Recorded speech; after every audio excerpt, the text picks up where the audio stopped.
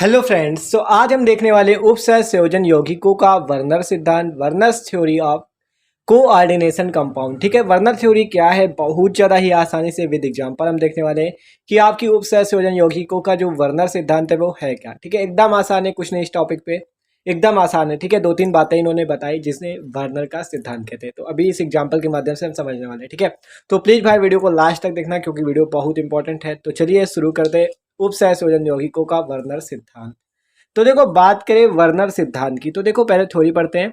कह रहा उपसह संयोजन यौगिकों कोऑर्डिनेशन कंपाउंड्स के गुणों की व्याख्या करने के लिए एल्फ्रेड वर्नर ने 1893 में एक सिद्धांत प्रस्तुत किया जिसके मुख्य बिंदु निम्न है।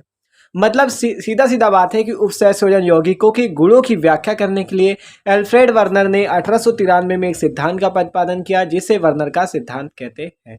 ठीक है, क्या बात हुई, उपसह संयोजन यौगिकों की गुणों की व्याख्या कैसे की जा सकती है, उस संदर्भ में एल्फ्रेड वर्नर ने 1893 में एक सिद्धांत प्रतिपादित कर दिया। ठीक है, तो चलो देखते हैं इनका सिद्धांत में इन्होंने क्या क्या बातें बताई। इन्होंने बातें बताई कि उपसह संयोजन यौगिकों में केंद्रीय धातु परमाणु या आयन, आप कहो परमाणु या आयन, ठीक है, उपसह संयोजन यौगिकों में केंद्रीय धातु परमाणु या आयन दो प्रकार की संयोजकता प्रदर्शित करता है। मतलब ये जो आप देख रहे हो, ये क्या है, आपका उपसह संयोजन यौगिक है। क्या है आपका उपसह संयोजन यौगिक। ठीक है, ये आपका एक उपसह संयोजन यौगिक है।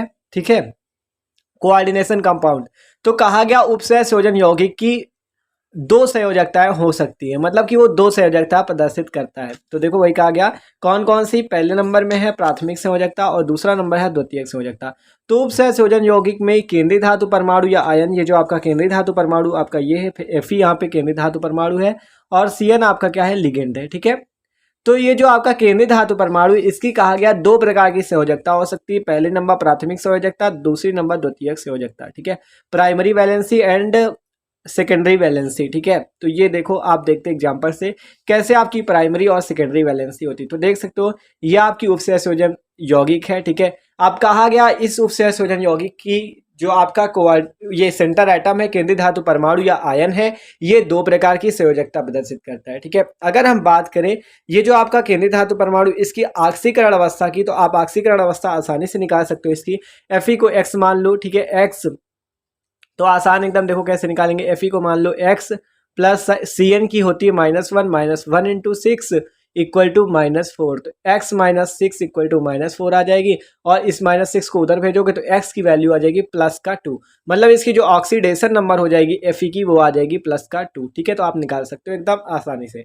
और बात करें इसकी उपसह संयोजन संख्या, जिसे हम समन्वय संख्या भी कहते हैं, तो वो कितनी हो जाएगी, वो होगी 6। वो कैसे 6 होगी, क्योंकि उपसह संयोजन संख्या किसे कहते हैं, वो आपका जितना केंद्रीय धातु परमाणु से लिगेंड जुड़ा होगा, लिगेंडों की संख्या ही आपकी उपसह संयोजन संख्या कहलाती है। जैसे यहाँ पे 6 लिगेंड इस केंद्रीय धातु परमाणु से जुड़े हुए हैं तो उपसह संयोजन संख्या इसकी 6। अगर 5 लिगेंड जुड़े होते तो उपसह संयोजन संख्या 5, और इसी प्रकार 8 10 जितने भी लिगेंड जुड़े हो वो क्या, उसकी उपसह संयोजन संख्या कहलाती है। तो ये बात हो गई, ऑक्सीडेशन नंबर कितनी है इसकी, 2 Fe की यहाँ पर, और उपसह संयोजन संख्या कितनी है, 6। ठीक है, तो इतनी बात तो आपको समझ में आ गई। तो देखो अब कहा गया है कि आपका जो केंद्रीय धातु परमाणु दो प्रकार की संयोजकता प्रदर्शित करता है, प्राथमिक संयोजकता और द्वितीयक संयोजकता। तो देखो ये जो प्राथमिक संयोजकता, ये क्या होती है, प्राथमिक संयोजकता। ठीक है, तो प्राथमिक संयोजकता जो इसकी ऑक्सीडेशन नंबर होती है, इसे हम इसकी प्राथमिक संयोजकता कहते हैं।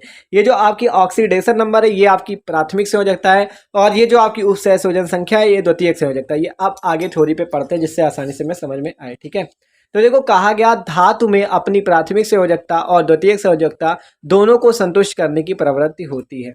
मतलब ये जो धातु है ये अपनी प्राथमिक संयोजकता को भी संतुष्ट कर सकती है और द्वितीयक संयोजकता को भी संतुष्ट कर सकती है। मतलब कि ये अपनी ऑक्सीडेशन नंबर को भी दिखा सकती है और उपसह संयोजन संख्या को भी दिखा सकती है और आसानी से लिगेंडों को जोड़ सकती है। ठीक है, तो ये आपका बात हुई कि धातु जो है ये आपकी, जैसे यहाँ पे केंद्रीय धातु कौन सी है, Fe। ठीक है, तो ये क्या करती है, प्राथमिक संयोजकता और द्वितीयक संयोजकता दोनों को संतुष्ट करने में संतुष्ट करने की प्रवृत्ति रखती है। आगे क्या कहा गया, प्राथमिक संयोजकता ऋणावेशित परमाणु या समूहों द्वारा होती है संतुष्ट। ठीक है, ये जो आपकी प्राथमिक संयोजकता है, ये जो आपकी ऑक्सीडेशन नंबर है, ठीक है, प्राथमिक संयोजकता जो होती है ये किसके द्वारा संतुष्ट होती है, उसमें क्या करता है केंद्रीय धातु परमाणु प्राथमिक संयोजकता में ऋणावेशित परमाणु या समूहों द्वारा। देख सकते हो ऋणावेशित परमाणु आपका Cn लगा हुआ है यहाँ पे।